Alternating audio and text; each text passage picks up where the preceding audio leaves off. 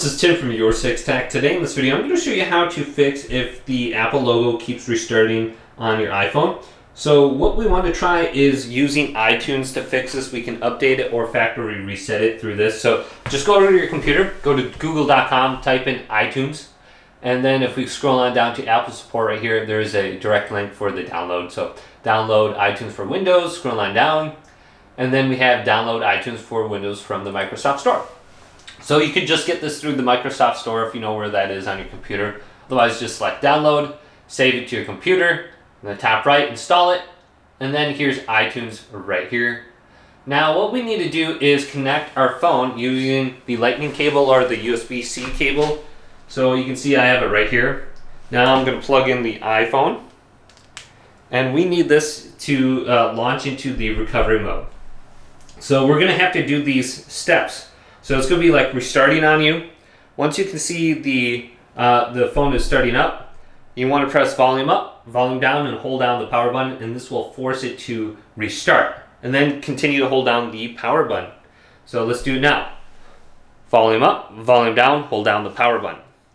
So our phone is going to restart after maybe 10 to 15 seconds.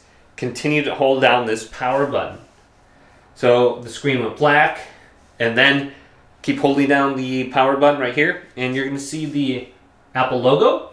And if you have your phone plugged in correctly to your computer right now, you can see the USB cable right here. It should launch into the reset mode. Alright, so I have this on my computer now.